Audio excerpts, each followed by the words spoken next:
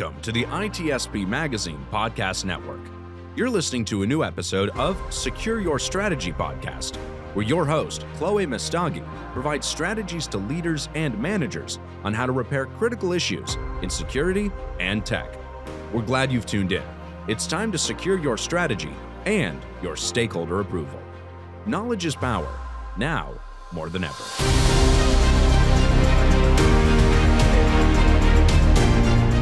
Hi everyone, and welcome to ITSP Magazine. And this is a special podcast series where we dive into all the strategies out there on when it comes to securing your security team, or when you're trying to approach the board or VCs, how do you go about any problems that are in your industry or in your organization? And today we're going to be tackling, of course, the strategy of humanizing cybersecurity. My name is Chloé Messdaghi, and I am the host of Secure Your Strategy with ITSP Magazine. And with me, I have the co-founders of Hacker Valley Media. I have Ron over here, and then I have Chris here. Say hello. Hello. Thanks for having us. Yeah, glad to be here. Oh, I'm excited for this. So let's first, Chris, why don't you share a little bit about yourself? And then Ron, we'll pass it on to you. Yeah, I would say that I've always been a creative trapped in the body of a technologist. I was in cybersecurity as a practitioner for about 15 years, have led some really cool initiatives. I've been at the National Security Agency. I was in the Marine Corps, been at Netflix. I've really run the gambit, but now we're all about storytelling. So we make everything from podcasts to videos to mini documentaries. We really run the gambit. Nice. And I would say that I'm a technologist trapped in the body of a creative. And that's why me and Chris work together so well. I love to think about technology as a whole. Is why I fell in love with cybersecurity many years ago. And I just love blending in both of the creative and the technology, because I think that there's a new intersection that emerges more and more each day. I can agree more on that one. And guys really balance each other out too. We do really well. Yeah, I wish we planned it that way. It just kind of happened. See, and that's when you know you have a good co-host, but also a co-founder is when you balance each other out, because you need someone like that who's going to have a different view of things to balance. And so, of course, we're going to have to go into content. You guys create a lot of content, and it's a way to humanize cybersecurity and for people to get intrigued and wanting to learn more, especially if there's apathy, but also to give people what it's like to be in the shoes of someone else in security. So tell me a little bit about what has been some of the pushbacks that you've had, and how have you gone over that pushback? If we got any pushback, I wouldn't say that anyone's really pushed back on humanizing cybersecurity. I think it's more about just showing people that cybersecurity can be human. A lot of times we get caught up in the bits and bytes. We get caught up in the emerging threats, the news stories. We get caught up in the vulnerabilities. And we talk about the technology quite a bit, but we found a space where we weren't talking so much about the human side of cybersecurity. And Ron and I, we've always been deep into things like personal growth and development and some of the softer skills of just being a human being. And so we thought, what if we could unite these two things together and that be sort of our contribution to our community? We honestly just set out to bring great information, great knowledge from people inside and outside of cybersecurity to that cybersecurity practitioner. And that's how we got here today. I'd say the only pushback that I've ever seen is really the FUD. When we're looking at helping people, I think the biggest reaction that you can get out of someone is by scaring them. I think the way humans grow the most is also through fear and trauma. That makes us change immediately. And we try to do that in cybersecurity. And that's one thing that Chris and I and Hacker Valley Media has really strived to take an opposite approach on. Because I think even though fear is an inciting incident for many people, so is inspiration, so is motivation. So we're trying to, bring more of a balance into the cybersecurity industry as well by showing the creative side, showing the wins, and also showing how people are being inspiring rather than just scaring people to use the technology. Triggering and hope, right? Which one exactly. Is, you're going to get the exact same reaction, but you're going to feel very different when reacted. So when you're trying to walk that tightrope, because I always feel like when it comes to anything creative around content, when it comes to, marketing security, one of the issues is you're going down this very fine tightrope where marketing teams are like, well, okay, we can scare people to buy our product, or we can make them believe that we provide everything, the magic potion to solve all their security issues. So when you're walking down that tightrope, what are some of the strategies that y'all do to try to stay balanced on it so it doesn't position into selling like snake oil, or or positioning in a way like, go and hide under a blanket and you're not going to sleep for the next few days? One thing that we try to do is bring in new perspectives. We've had so many people on our podcast. It's been amazing. We've worked with so many people in and outside of cybersecurity. And sometimes you just want to be like Mike. You want to be like Michael Jordan or whoever is your biggest inspiration. In our case, we brought in Simone Biles, and we had, someone bring in a fresh perspective of, hey, I also have an adversary in my field. I'm a gymnast. I face other very talented gymnasts, some of the most talented gymnasts in the world. And here's how I face adversity. Because a lot of the times the technology is part of the solution, but also it's how we handle the challenges that are in front of us from a personal level, from a communication level. So bringing in different perspectives to show that, hey, it is about the tech, but it's also about the people and the processes. And here's how other people that have inspired have approached these processes and challenges. One thing that Ron just really, he nailed it. And it's the fact that I really appreciate scary movies. And the reason why I appreciate scary movies, I didn't realize this until a couple of days ago. I realized it's really easy to get that inciting incident in a scary movie, right? If you think about it, everything's kind of normal at one point, and then all of a sudden the zombies come, or here come the aliens, or the ghost is in the house. That's easy. But in order to get an inspirational story, that's much more difficult. So trying to find a way to motivate people, to find that way to give people something to strive for, to hope for, is a little bit more difficult than trying to scare them. And so that's where we've always stayed. We stay on the hope side. We stay on the positive side when we have these conversations, when we do this content. That's interesting about the Simone Biles, bringing someone who's an outsider, but that, like, Ron, you're spot on. Like, sometimes you need someone outsider to be like, well, I've been through other things. It may not be a security situation, but I also know how to be resilient and struggles, and, knowing that that's part of life kind of situation. And then Chris, like what you're sharing about horror movies. So I remember there's this one time I had a creative idea of, what if we did like a kind of like a fun video where we would all be, say, for example, it would be like a holiday, like season's greeting kind of thing. And what would happen in it would be like you get that phone call. We all know that dreaded phone call on Christmas Eve where we are dealing with an incident and you've all been drinking. So it'd be like a shot of someone drinking, and then you have a shot of someone like, hanging out with their kids or like talking with their family members, and they all get the text message, and then someone goes into the room, closes the door, and like screams and all this.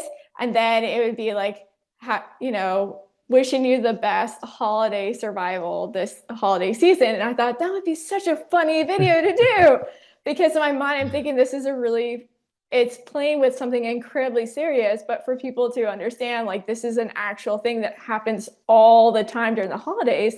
But at the same time, doing such a project, and for those that would view it, it may trigger them because they've gone through that. And they remember that horrible moment, and some went to see therapists and are still recovering from it, like a PTSD moment. So then I'm like, okay, so there's times where when we're trying to be creative and play, sometimes we are disconnected from the actual users. And so in those moments, what are some I guess, best practices that y'all have done to make sure that you're always aligned with the audience? And if you've made mistakes, we have, if you had, how did you learn from them to be able to carry on? Yeah, we always make mistakes because sometimes the story we want to tell isn't necessarily the story that people are ready for. And a lot of times when you create content, the first thing you should look at is who is the intended audience? Who are we trying to reach? Are we trying to educate people that don't know about cybersecurity? Are we preaching to the choir? Or do we want to have a conversation with cybersecurity practitioners? Do we want to talk about something that they aren't wanting to talk about, but they feel we need to have a conversation about? Whenever you really understand the audience, whenever you understand that demographic, whoever it is that you're trying to speak to, that's when your message, that's when the content will really resonate with the audience. On top of that, I think we face this challenge all the time in cybersecurity of telling these effective stories and reaching the audience in a way, especially when we're speaking to executives or the board. It's almost like there is a disconnect a lot of times because of our vocabulary. I think vocabulary is really everything. If I were to speak only in acronyms and talk about HTTPS and did you see this over here, this exploit, the CVE, did you get the CVE ID? It's like, whoa, hold on a second. Like, what is all this abstraction and language that you're using? I believe that every mistake that we've made on, our creative journey has come down to language or expression. We hired a vocal coach a while back, and she helped us with articulating our words, pacing. If you heard, I haven't really been saying for the past few minutes because I've just taken my time a little bit, but also using my face as a canvas. If I lean in, raise my eyebrows, that means I'm trying to invoke an emotion. If I use the vocabulary along with that expression, then people are going to be more entertained. And then hopefully they listen a little bit more along the way. And so when you are kind of creating these ideas, they themselves are, where are those ideas coming from? Is it something like, okay, what are some of the things that are going to be talked about at this conference? Or I've been in these conversations that keep coming up. Maybe I should do that kind of one. Or is it one of those things like, what are the top keywords right now that we should be talking about? Mm-hmm. Which ways have you gone about it? I would say it's a mixture of all of the above. Sometimes it's just that trend. Everyone keeps talking about a topic. So let's tackle it. Let's figure out what's going on in this space. Sometimes it's something completely out of cybersecurity that just gives us a spark of interest and curiosity. And we think like, is this something that we can explore? And sometimes we experiment and it falls flat. And sometimes we experiment and it just goes off without a hitch. But I would say it's a mixture of things. I would say openness is one of those characteristics that I think we need to have a little bit more of in cybersecurity. I think by design, we're pretty closed off and we're even a little bit distrusting of our environment, which is good from a cybersecurity standpoint, but it might close us off from other experiences. It might close us off from other knowledge. So every opportunity that people get to kind of open that window up a little bit and let some things in, I think can bring us that more inspiration that we're looking for.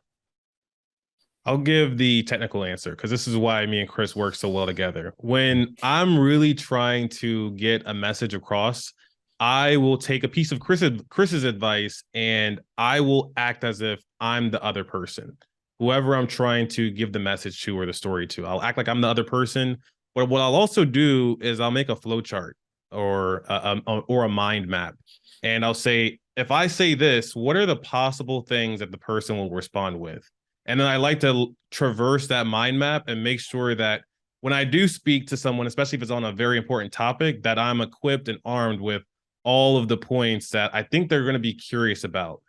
Chris had this cool exercise that he showed me a while back about treating someone like your mentor that's not your mentor yet, asking them the questions mentally and seeing what they say. Maybe you're one-to-one and like what you asked this mentor, the response will be the same as you imagined, but it might be different, but that also gives you more opportunities and ideas for things that you could do.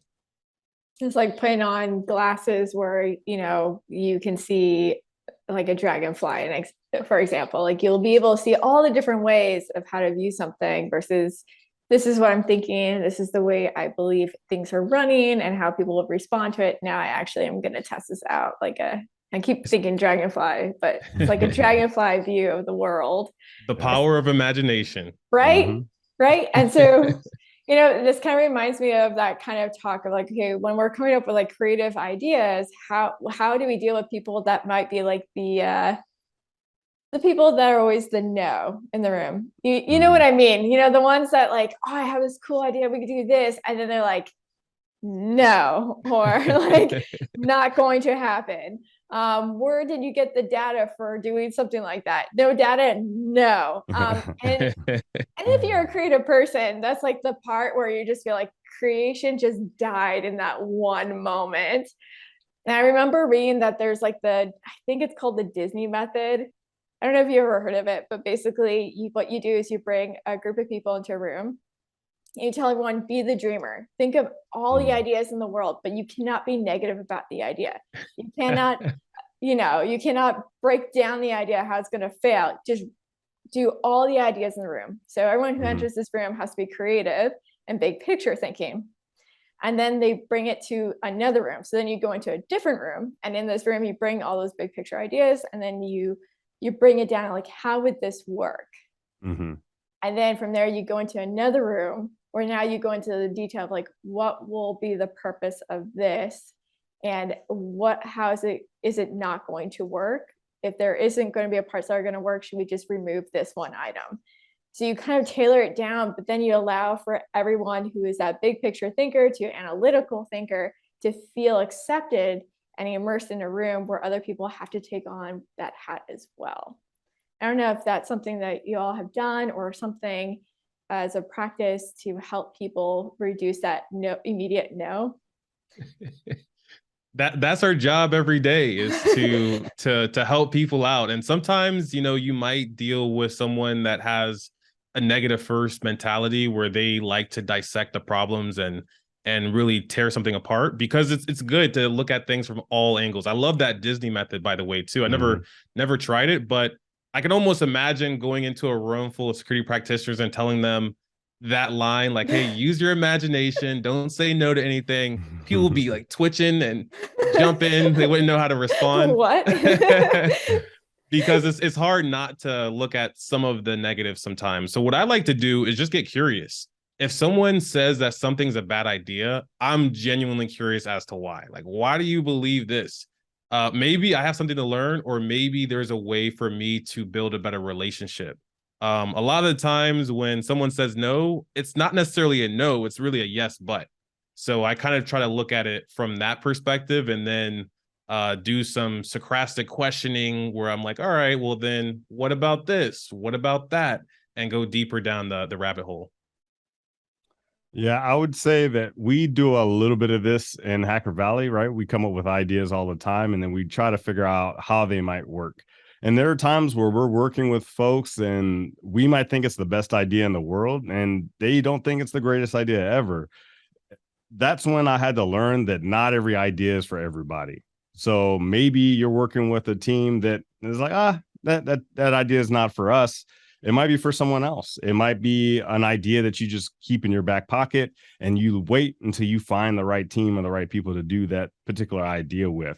But I wouldn't get disheartened by it, because it can be disheartening, especially if you're creative and you're coming up with all these ideas and people are telling you no. But it might be just a case of like just holding on to it and making sure that you share those ideas with people that you think are going to be receptive to it. I like that, the point about putting it in your back pocket, because maybe it's not you. It might be just the people that you're working with may not want to do that item. So wait until you can find the right people to do that item with. I don't think I've ever heard that There's a really great quote that I heard one time. It's called, "It's not that I'm not right, it's that I'm not right now." And like, ideas, they come and go, and sometimes these ideas aren't good at the moment due to like many things. Like, it might be the technology doesn't exist to support your good idea, or the team's not big enough to support your good idea. Yeah, that's true. You need to take in all the considerations, all the players, what's on their plate, what's on your plate, and then the participants in it, what would that look like? So how do you all go about trying to push more creative content forward? Say, for example, if the company is kind of stale in a sense, like they're not coming out with anything creative. And it might be they don't have enough time, or there's too much pushback, or internal gatekeeping or Right. any of those things. So yeah, how would you advise those type of situations?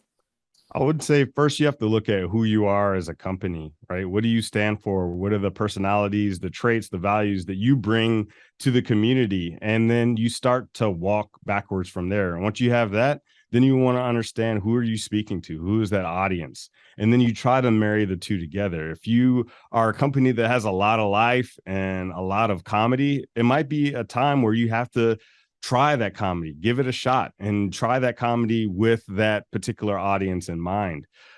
I would say that the worst thing you can do is just say, oh, this is how we've always done it. And so we're going to keep doing it this way. But if you really want to stand out, if you really want to make a connection, especially if you don't have the connection with the community that you're looking to have, you have to go back to the basics. Understand who you are, understand the things that you care about and want to talk about and want to help people with, and then tie that to the people that you're trying to reach. And boom, there you go. Now you're creating content, at least mentally. Now you have to find that medium in which you're going to do it. Are you going to start creating podcasts like this one? Are you going to start with social media posting? Are you make images? Are you going to do videos? Are you going to really index on like a YouTube channel? Then that's when you start to pull together that strategy for creating content.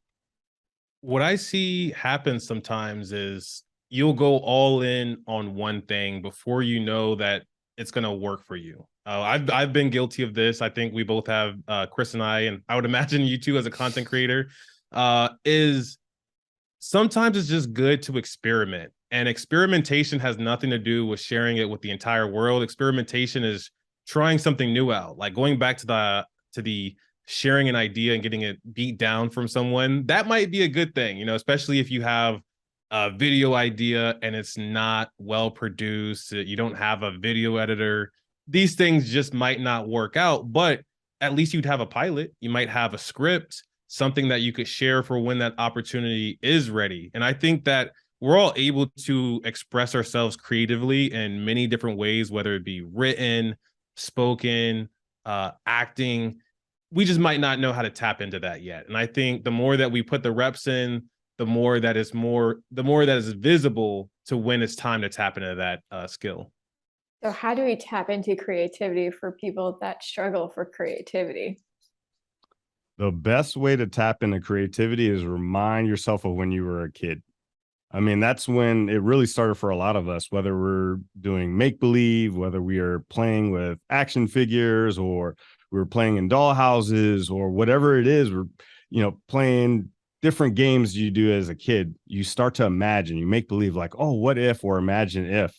And as you get older, you start to get locked into different systems like traditional education. You get locked into a job, you get locked into certain things from a family perspective. And these aren't bad things, but they tend to set up situations and systems in which it doesn't leave a lot of space, or if we don't, at least let it give us a lot of space to have that imagination. All you have to do is start to remember those things like when you were a kid. And once you remember that, then you can start to open your mind to the other possibilities. I get ideas all the time that have nothing to do with cybersecurity or even Hacker Valley. And sometimes I'll just sit around and I'll play. I'll make a funny skit through audio, or I'll make a crazy TikTok or Instagram video just because it's not what I do, but I love to exercise that creative muscle. So those little bits of inspiration that you get throughout the day, once you've kind of open yourself up, even if you don't send them to anybody, even if they're just for yourself, it'll allow you to flex that creativity muscle a little more. I've always been envious of people that were able to be creative when they were a kid. I was way too embarrassed to be creative. I didn't want to draw publicly. I didn't want to dance. I didn't want to sing. But it wasn't until I had my own place as an adult to where I started to explore my creativity. I started to sing in the shower. I started to do impressions of random people and random characters. And it was the privacy that really allowed me to be creative. So just like Chris is saying, whether when you were a kid or as an adult, put yourself in that environment, because the environment is at least one thing that will get you closer. The mindset as well, but the environment is one thing that you do have control over. Your mind is, very volatile. You might have these random thoughts, or you might be self-conscious, but I would start there. Yeah, so having a safe environment and also not to be afraid of risks in a sense, or just being Right. able to let yourself be free for one moment. Don't let your head like tell you that's silly or like be your age or that's not your role or anything. Like just go for it Yeah. and just have fun. That's what creativity is about, is having fun. However, there are 100%. times where it starts feeling like creativity becomes one of those things where you are not wanting to do any of it because you're so tired. So how do you prevent kind of like a creativity burnout in a sense? You got to embrace it. It's going to happen. If you do anything for long enough, you are bound to get burnt out of it. And when that happens, I think there's a few things that you could do. You could try something new and completely give it up, or you can double down on it. I think either of those, you're going to learn something. I think being open to the idea of learning is great. It's going to feel like tension, especially when you learn something new or you try something new out for the first time. I remember this time when me and Chris were hanging out and we went to this open mic night. And in my mind, I've recited so many prompts. I've read my journals out loud to myself. And I thought, okay, I have my journal here. I'll just get up on stage and read my journal. It was really hard. It was really hard because people were expressing themselves in ways that I wish that I was able to express myself. And now I would imagine if I went back on that stage, I would be a lot more confident because I've gotten a lot more reps in. But during that time, when I was so confident in this one thing, I felt like it was really, really difficult. And I think that's part of the process. That's one of the hidden elements of burnout is burnout. You might not actually be burnt out when you're really burnt out.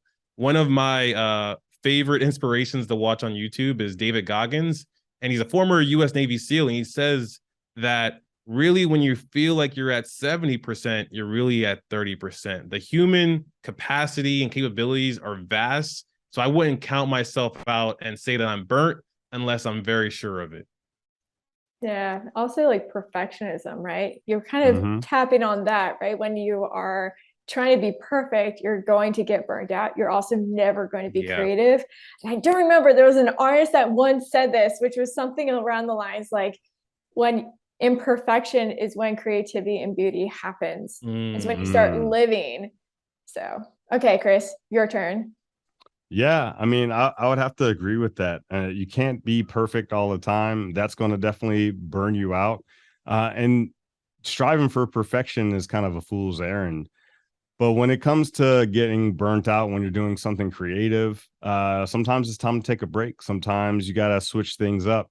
Maybe it's not necessarily you're burnt out with being creative, but maybe you're burnt out doing that particular task that you're doing. So maybe switch up your creativity. Maybe try something completely different, something out of your comfort zone, or just take a break and don't create. Just enjoy. Sometimes we get caught up in producing all the time. We're constantly producing. We don't take a lot of time to take things in. If you look at stand-up comedians, they'll take years, especially for that very first special, years of observation and understanding of the human condition.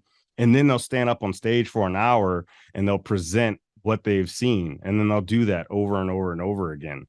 It's very similar to how people should create today. A lot of times we get caught up in production and we don't take things in. But I think the more you can take things in, the better you're going to be able to create. So find that balance of being able to take information in, taking in inspiration, taking in stories, and then go back to production when you're ready.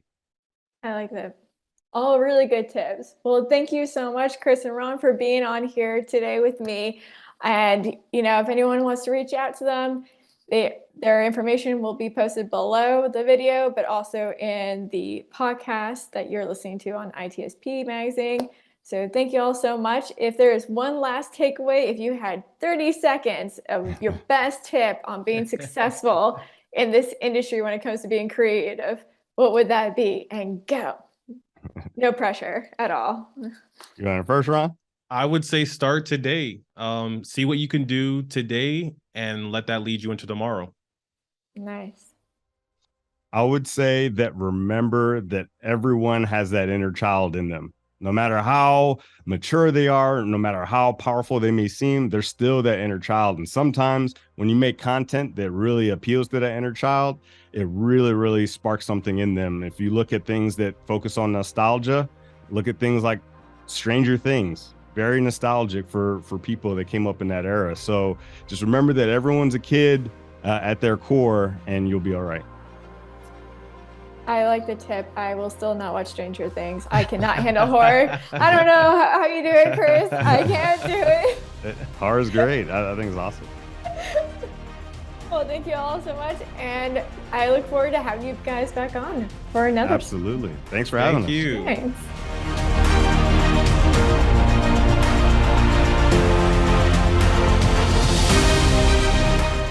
We hope you enjoyed this episode of Secure Your Strategy podcast with Chloé Messdaghi, part of the ITSP Magazine podcast network. If you learned something new and this conversation made you think, then share this channel and itspmagazine.com with your friends, family, and colleagues. If you represent a company and wish to associate your brand with our conversations, sponsor one or more of our podcast channels. We hope you will come back for more stories and follow us on our journey.